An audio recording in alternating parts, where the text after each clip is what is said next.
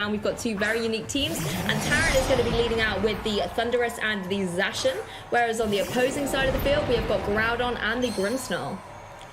Okay, so we've got the Grimmsnarl coming out with the Groudon against the Zacian and the Thunderous. Yeah, the Grimmsnarl going to be able to provide screen support, which is going to be so key to Rafael's side of the field, you know, because otherwise the Zacian can throw up some big attacks. It's got that attack boost already, so in a great position. Is it going to be able to pick up a knockout onto the Groudon?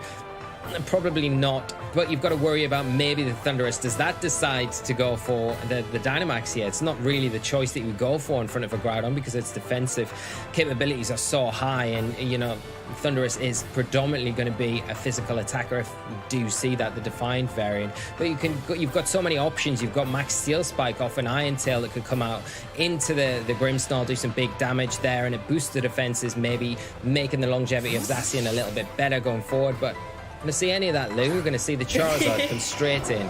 Yeah, shaking things up, and I think really wanting to make the most of the fact the sun is shining in the sky. Charizard wants to join the action so we can go for those really powerful fire-type attacks. And particularly, if it is the Solar Power variant, it's going to be able to boost its attacks even more with those powerful fire-type moves. But straight away, we're going to see the Groudon going into its Dynamax form here from Rafael. He is not messing around and just wants to get here on the physical offensive pressure coming out into that opposing Zacian here. Grimmsnarl also going to go for the Reflect, going to boost up the defenses on Rafael's side of the field here from any of those physical attacks from the Zacian. That is going to go straight for the Behemoth Blade. So going to be able to go and find its mark directly onto that opposing Grimmsnarl. Does a huge chunk of damage, and despite the Reflect, picks up a solid one-hit KO lead. Yeah, huge turn here for Taran to pick up the knockout onto the Grimmsnarl and kind of takes away that kind of support network for Rafael's side of the field. But we are seeing a return here of a Max Quake into the Zacian and picking up a big knockout there for the Groudon. And as a trade-off, I would say probably Rafael's probably come out on the better side of that because Taran's just lost his restricted Pokemon, but the match isn't over by any stretch of the imagination because Taran still has his Dynamax, or the ability to Dynamax something still in the bag. Yeah, that's the thing. Grimmsnarl, it can get up to a few tricks, and obviously it could set up things like the light screen here in front of that Charizard, and that's something Rafael now no longer has access to. But I think you're rightly, losing a restricted very early on in the game as well can sometimes put you on the back foot a little bit. You might have to kind of renegotiate how you're going to be able to trade your Pokemon around. But I'm sorry, I'm distracted. There is a Regieleki here on the field, but facing down against a Venusaur, and Taran has been able to pivot the two Pokemon that love the sun out here in the front.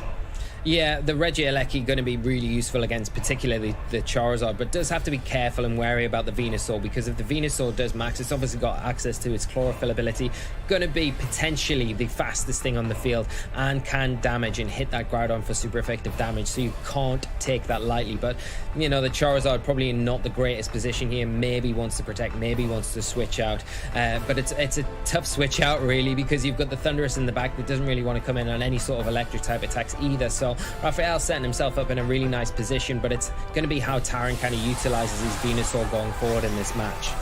Well, Taran is going to match the Dynamax of Rafael on one side of the field, but instead of Groudon, obviously there's one not on the field, it's going to be that Venusaur. And I think this is always an interesting choice when you've got Venusaur and Charizard next to each other. Which one are you going to Dynamax?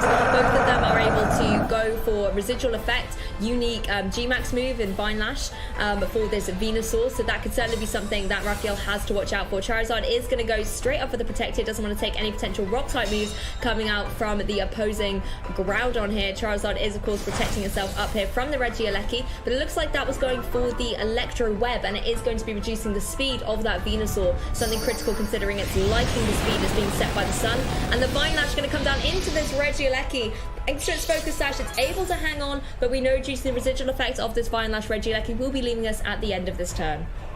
Yeah, really nice play here from Taran, just making sure that, you know, concentrating down on the Pokemon that is the threat to your Charizard, and that is the Regieleki, making sure that you do pick up the knockout if it is Focus Sashed with the residual damage from the G-Max Vine Lash, which is a really nice play, and it starts that residual chip as well. Groudon got one more turn, its Dynamax turns left, and the Groudon only got one partner Pokemon left now with the Regieleki falling there. So Taran's done really well to kind of pull the momentum back now, and the swing feels like it's in his kind of side of the court. But again, Rafael going to be bringing in the Charizard, which Venusaur doesn't really like facing down on either. But the big thing is, Lou, there is no sun present on the field right now. Yeah, honestly, going for that max rockfall really was a great strategy there from Rafael. You saw the amount of damage it did through Protect to that Charizard. It is 4 times effective against Charizard, but even still, really chipping away at it. And of course, removing the Sun means Venusaur isn't going to have its Chlorophyll ability activated, and then it's also at -1 speed thanks to the Electro Web. Charizard looks like it was going for the Heat Wave there, but missed the opposing Charizard there. Able to connect on the Venusaur, but thanks to the Sun, not going to be able to deal too much damage. And really interesting to see the Ancient Power come out from one Charizard into another. It's not enough to pick up the KO, but with the sand on the field, Charizard on Raphael's side is going to be leaving us at the end of this turn. The Precipice Blades coming out, connecting on the Venusaur. I like this, boosting up your special defense, particularly when you're against 2 special attackers on the opposing side of the field. But Ancient Power on a Charizard, it's been a long time since I've seen that. And Max Rockfall coming out from the Venusaur, just in case the weather wanted to change up. You want to make sure you've got the sand there, just to make sure that Charizard goes down. Had to make sure that you were getting that Charizard at that low health. A really nice play though, like Lou, like you said, the Ancient Power, really nice play there. Just missing the knockout onto the Charizard though, but you know, just ensuring it there and making sure that this next turn that the you know, the Sun isn't in play and you've got that Sand Stream in play, which maybe doesn't benefit the Venusaur and the Charizard as much as it actually does Raphael, really. So one more turn with the Venusaur to go for a potential attack into the Groudon, but the thing is, with that Electro Web earlier from the Regieleki, the Charizard's kind of in a position now where it's not going to be able to hit hard enough into the Groudon because of those special defense boosts. So you're kind of relying, if you are Taran, to get the damage you need to on the Groudon this turn, survive an attack.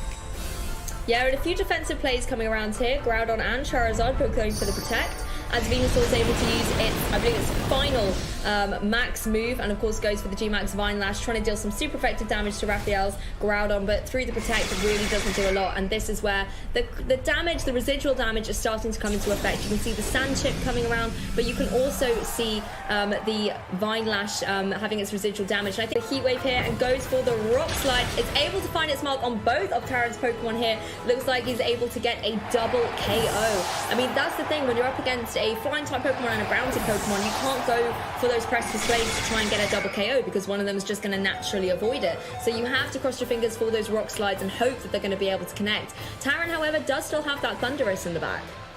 Yeah, and that's the thing, you know, Raphael, like with, you know, it's a really difficult spot because Thunder is not really generally the Pokemon that you want to bring in against the Groudon here, because of just the defensive capabilities of Groudon. But at this such low health, like, you know, Taran's done enough for the Groudon where the Thunderous can come in now and just go for a superpower, potentially pick up the knockout or one of its other attacking options, maybe got Lash Out or something like that it can take advantage of and really close this one out. So very close game, but the Thunderous kind of preserving it right till now. It does hang on. Is the Rock Slide going to be enough? It's able to survive the foul play, and the Thunderous in return is able to survive the Rock Slide. It was able to find its mark, and of course the sand has left the field. There's no more residual damage, but we saw the Thunderous was able to outspeed, and foul play is just going to be able to come out and reconnect. Oh, that was an intense endgame to this game 1, Lee. Very, very close there, Lou, and the Thunderous just locking it up there for Taran, but like finger biting at the end there with that survival, because the Rock Slide gets a critical hit in that situation, then the Thunderous is gone. But yeah, like we were just in the middle of saying, how important it was for Taran to kind of preserve that Thunderous until the late game, so he at least had the kind of the HP numbers to come in and close that one up pretty safely in the end there. But big props to Raphael, made it very difficult for Taran to get any sort of momentum in that match and kind of get to a point where you thought, oh, he's probably going to be able to take this. It was right down to the wire, and a very exciting game for us to kick off with in the second match of today.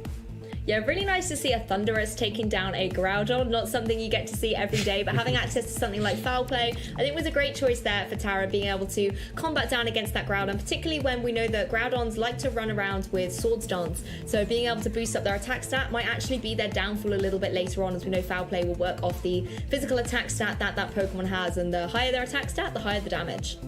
Yeah, it's a really nice shout. You know, it's a really good mitigation tool to utilize against Sword Stance. You know, there are going to be opportunities where your opponent has got the ball position to throw up the Sword Stance if they want. And then if you're in a really tricky spot, it's going to be hard to kind of come back from. But with the Thunderous, it allows you, the Pokemon, to come in and really punish those Swords Dances as well. And we saw it there, you know, it did a big chunk of damage without any Swords Dance boosters. So you can imagine what the damage would be like if the Groudon does get to that +2 attack stat. But yeah, Thunderous, one of my favorite Pokemon, and I'm so pleased to see it thrive in this Series 8 format. And it is showing that it's a very good Pokemon in general for players to kind of utilize, especially with that Defiant ability. And it pairs up nicely with things like Zacian as well, that really do get hindered a little bit by the Intimidate abuse of some players.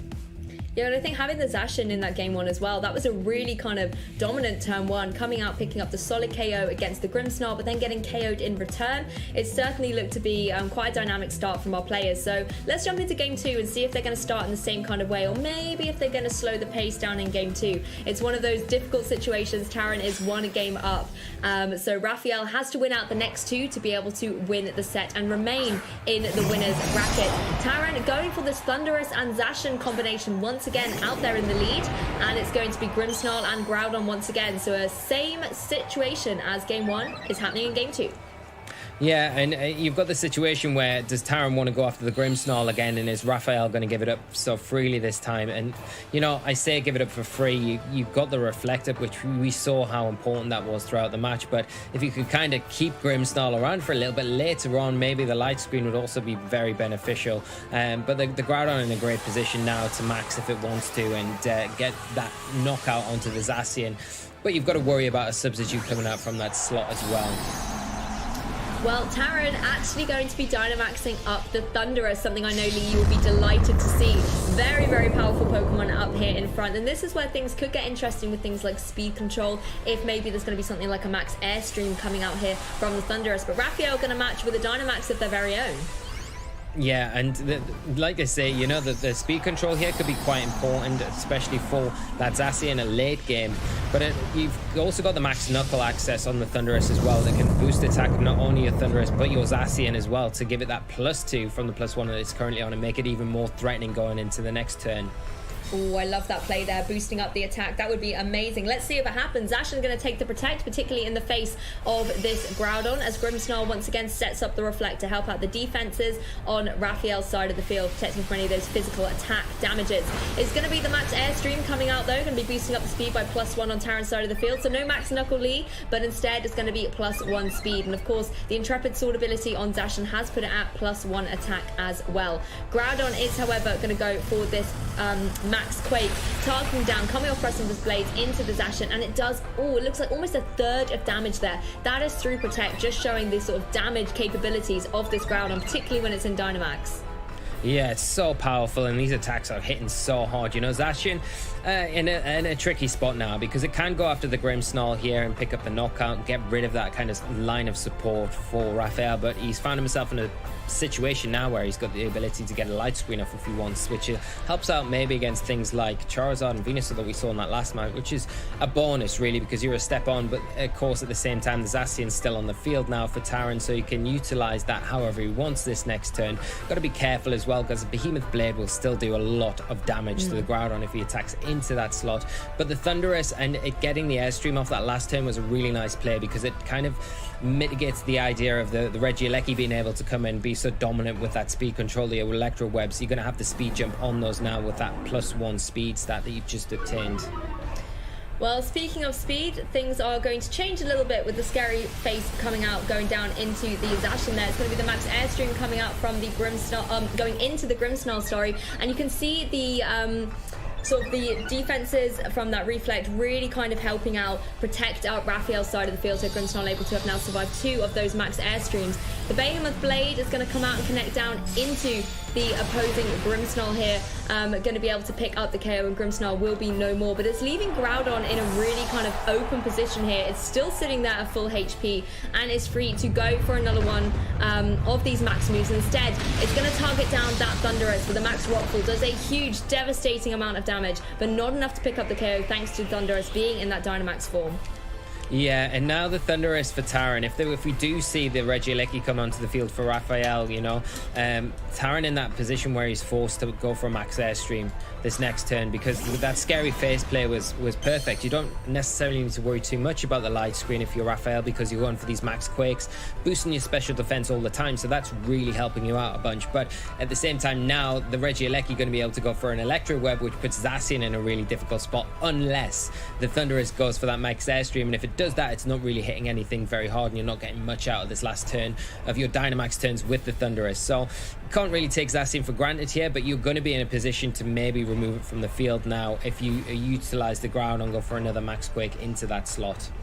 Yeah, that's the thing. The Scary Face bringing that Zacian back down to kind of neutral speed. Regieleki can naturally outspeed that Zacian, so it's certainly looking to be in a formidable position here. But Regieleki actually going to go straight away here for the Protect. So it's going to be leaving itself a little bit vulnerable to having its, Focus Sash broken here. And as you can see, it has been done by that max airstream. But Taran really wanting to focus down on making sure that the speed is set on his side of the field. And now Thunderous, I believe, is now at +3, and the Zacian is at +1. Zacian is going to be protecting itself from any potential damage coming out here. Groudon is going to be going for another one of those max rock falls, targeting down into the Thunderous and picking up a KO. So it was a little bit of a grind there to try and remove the Dynamax Pokemon on Taran's side, but Raphael's been able to do it. Yeah, he's removed the Thunderous now. It's not really a threat. We're not going to have a same or similar end game as we did in that first one. But the big thing here for Taran is he got that airstream off, which is so important for him for utilizing the Zacian this next turn, you know. It's going to outspeed the Regieleki. The Sash that we saw in game 1 on Raphael's side of the field has been broke, so it's going to be able to be knocked out here. The Groudon isn't going to be in a position to kind of give that protection, and going to be threatened by the Venusaur. We don't know if there is potentially some sort of sleep powder on the Venusaur as well that could put the Groudon out of action and make things a lot easier for that Zacian to kind of close this endgame up. That's the thing with Sleep Powder and the fact that it's open team sheets as well. Taran will be able to be informed if any of these Pokemon are running things like safety goggles or a Lumberry, so that can factor into his calculations as well coming down into this next turn. Yeah, and you know, I think if you are Raphael, you probably want to try and reposition yourself, maybe get the Regieleki out of here, because otherwise you're kind of just giving it up for free. But at the same time, you're not giving it up for free almost. If you can get the Precipice Blades onto the Zacian here, it's a good return, but you are losing your Regieleki. That's going to be probably one of the more useful tools against potentially a Charizard in the late game. Well, Precipice Blades will not be connecting on the Zacian that has protected. It's going to be, I think it was an Electro Web coming out there from the opposing on the Regieleki, but it wasn't able to find either mark. Precipice Blades does come out though, is able to connect down onto the opposing Venusaur, but Zacian doing a wise job here of protecting itself. Groudon is going to be taken by a very powerful Leaf Storm coming out from the opposing Venusaur. Of course, it is now going to have its stats dropped a little bit, so I wouldn't be surprised to see Taran maybe try and get this Venusaur off the field where possible. Yeah, and the Zacian now still in that position like it was in the previous turn, but now it's got the choice. Does it go after the Groudon now, or do you just get rid of the Regieleki? Now, getting rid of the Groudon, it's the biggest threat on the opposing side of the field right at this present, you know? So that would be a good option. The Behemoth Blade going to be able to pick up the knockout. The Regieleki, very unlikely to pick up the knockout on the Zacian, and it gives you then the freedom, like you say, to get the Venusaur off the field, reset those special attack drops, and maybe utilize it later on in this game.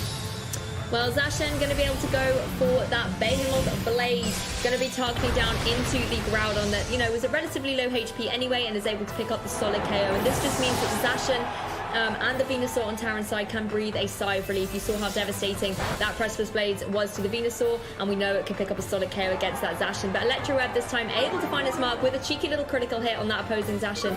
And this is where Regieleki really is coming into its own. You can see how happy it is to be on the field. It's doing a great job. It deserves to be delightful. But, you know, it's done a really good job. It now needs to take a nap. And that's exactly what Venusaur has said to it. You know, you just take a little time out now. Stop lowering our speed. I'm going to put you to sleep.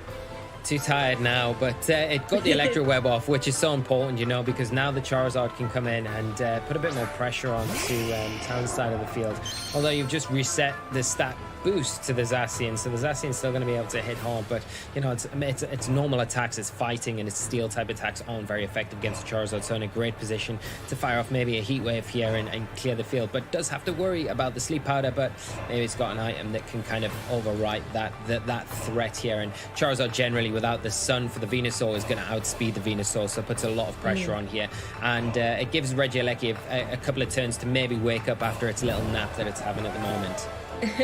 Yeah, it takes one little turn there. You see the little Z's, but Zacian is going to be able to pick up a KO against it with the close combat. But if there is one thing that Charizard really likes to see, it's two Pokemon that are weak to fire type moves, and it is running the move Heat Wave. It's exactly what it goes for. It's able to connect on both of Taran's Pokemon and pick up a solid double KO here. I think there's been a running theme in our broadcast so far of Charizard's hitting Heat Wave to do some absolute destruction on the Pokemon battlefield, and Raphael's Charizard is no exception. No, definitely not, and doing a really nice job there just to clean the field. And if Taran's last Pokemon is this Charizard, the sand ending just now is really not the best situation for him. Sorry, he's not got Weather Ball, he's got the Ancient Power that we saw in that game on, so it doesn't really matter about the sand ending there. The Ancient Power is going to be a huge tool for him to utilize in this game going forward, but we do see a Hurricane. Ooh. Wow. Ooh. Critical hit, Lou. Didn't see that coming. I was about to go, you know, Hurricane with the potential confusion chance. You know, that could be an excellent way for him to come through this game. But no, with the critical hit, you know, Charizard, I think we kind of, you know, hyped up Charizard a little bit there. I was like, commentators, I'm listening. I'm going to get a critical hit and do what we love to see and push it to a game 3. Yeah, excellent. I'm pleased we're going to get another set as well, because this is a really good back and forth match. A lot of mind games going on, but I really thought Taran had it there with the, you know, reveal the Ancient Power in game 1. You think, okay, it comes in, it's got probably the better option there against the opposing Charizard, but Rafael saying he's not finished yet. Let's get this Hurricane off, let's hit. And like you say, it does have a confusion chance. The critical hit there was huge, though, to close the game up and kind of tie it going into a game 3. But yeah, very exciting. Yeah, I always love moments like that. And of course, both these Charizards, they could very well be trained to be at kind of the same speed as well. So often there's these kind of dice rolls that come into these last turns of a game. But it looked like, you know, obviously the information we've got so far on the left-hand side, that was the speedier Charizard coming out there from Raphael. And, you know, certainly was able to clinch him out the game with that Hurricane. As we know, like you said, Lee, the Ancient Power there, we know it doesn't necessarily pick up the KO, but that could have just been a roll, potentially could have got it again. We'll never know. But we'll be able to find out in game 3 for sure. Yeah, we will, definitely. I'm just sitting here thinking, I'm more like, I'm in shock. Okay, well, yeah, I was still a little bit shocked. I'm thinking I did not see the match panning out like that.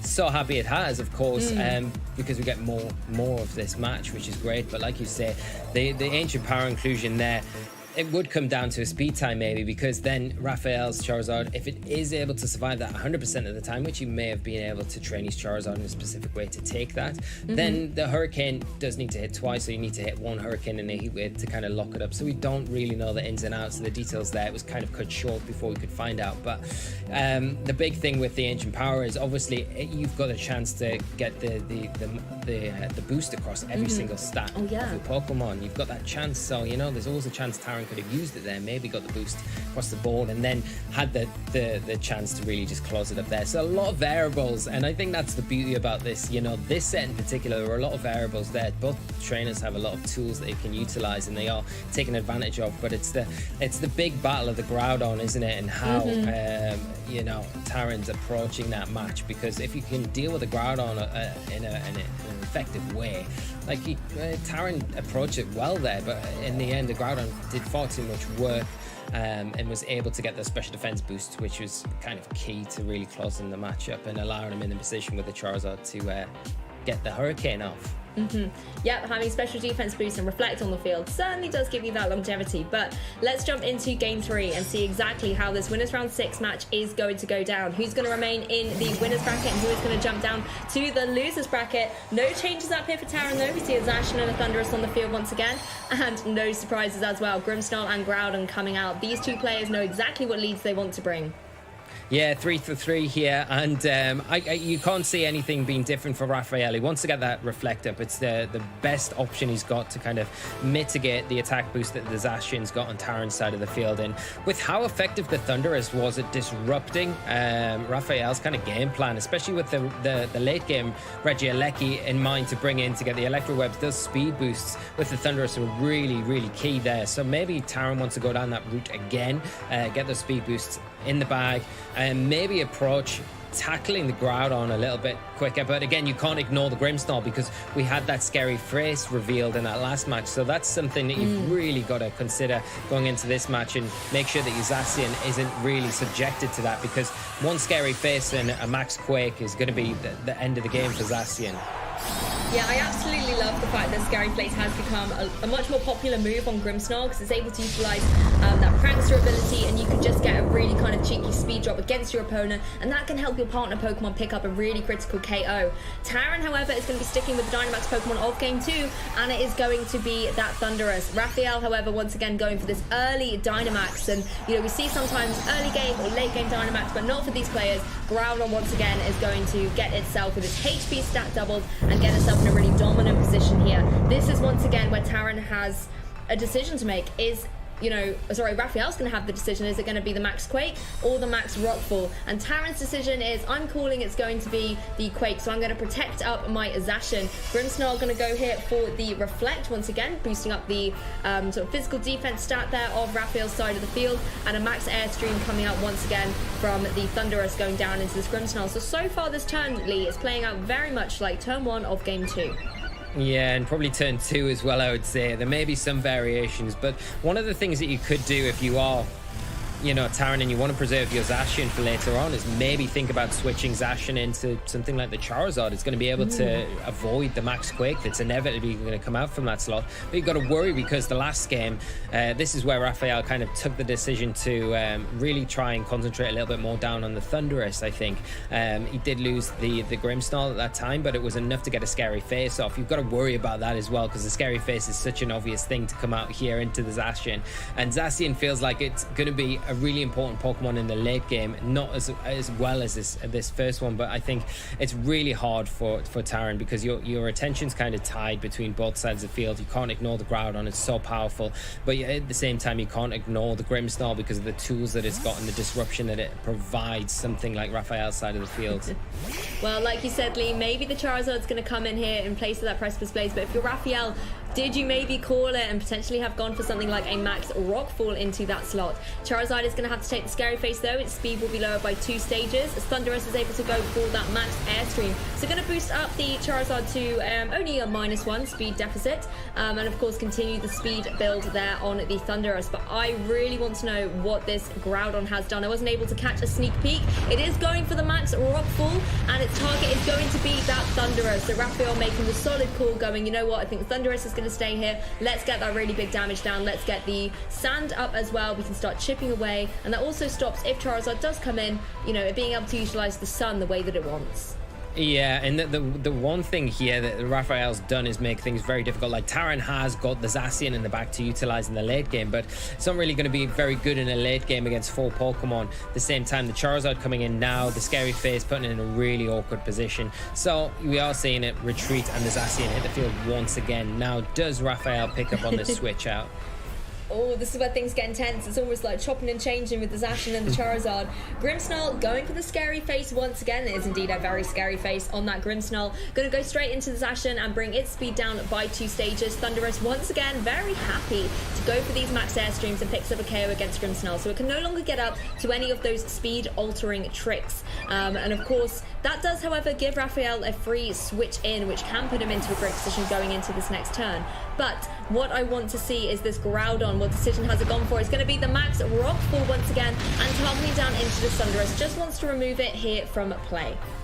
Yeah, and it's a nice play just to make sure, the one thing that you're going to probably guarantee stays on the field on Taran's side, if you're Raphael, is going to be the Thunderous, going for that Max Airstream because of the threat from the Scary Face. And now it's a perfect opportunity to bring in something like Regieleki, like we saw in that game 1, where it can come and really disrupt the Zacian that's already on -1, I believe. And then if something like the Charizard comes in as well, it becomes very difficult to kind of gain that momentum. But with the Venusaur coming in, it is going to be able to at least resist the electric type attacks and you know, cause some issues for the Groudon. It hasn't got those special defense boosts like it had in that previous game, so it is going to be a bit more susceptible to those you know, leaf storms and the grass type attacks that Venusaur can threaten it with. Yeah, exactly. And of course, we know that Venusaur as well can carry, we've seen it already, the sleep powder. So it can choose to try and put one of Raphael's Pokemon potentially asleep. Maybe he wants to even try and remove the threat of the Groudon, help out his partner Zacian a little bit, maybe try and put it to sleep a little bit so that the Groudon can start targeting down the opposing so that Zacian can start targeting down the partner Pokemon on Raphael's side. That Regieleki, although it's very happy, it can certainly get up to a little bit of disruption, but just once again protecting itself here. Going to take its chip from the weather, of course, but it will be able to, you know, fingers crossed, survive out the turn unless some critical hit's going to do some damage through a Protect. Protect on Zacian's side, though, going to protect it from the Precipice Blades coming out from the Groudon, but once again, the Venusaur is not going to be so lucky, and it does a huge chunk of damage. It looks like the Venusaur was actually targeting down into that Regieleki. Yeah, and it makes a lot of sense to do that. You remove the Regieleki and then it frees up Zacian to kind of be a bit more offensive. But here, the problem lies with the Regieleki, where it can still go for that Protect was great because now it allows for the Electro Web and the Precipice Blades, which is, you know, going to be a combination. It's going to be able to clear the field if we don't see any switches on Taran's side. And the thing is, you've only got the Charizard in the back to come in. You really need to try and get rid of the Regieleki as soon as possible, but with the Electro Web support, it's feeling very difficult for Taran to be able to do that right now. And Raphael's still got a fourth Pokemon to reveal in this match, which might be enough to kind of tip him over the edge so far. Yeah, Regieleki just going for that Electro Web once again, doing a decent amount of chip to the Venusaur, and obviously that's going to stack up with the sand as well. It also gets a critical here, which is probably why it ticked up a little bit more HP than I was expecting. And I think the critical thing, of course, bringing down the speed on the opposing side of the field. Groudon able to find its mark with the Precipice Blades on both of these Pokemon, outspeeding the Zacian and the Venusaur, and picks up a solid double KO against Taran. This really does put Raphael in the driving seat, because once again, the Regieleki is now in a great position where it can keep going for those electric type moves, and we know the Pokemon that's in the back, Lee. Yeah, it is that Charizard, unfortunately, and it coming in here is it's in the worst possible position ever, really, in front of a Regieleki on such low health, you know. It is going to be, sorry, on full health. It's in a little better position. It's still in a terrible position because the Regieleki going to be in a position to go for an Electro Web and then follow that up with a Rock Slide from the Groudon. Going to be more than enough to deal with the Charizard. And it looks like close this one up for Raphael with just an amazing use of Groudon.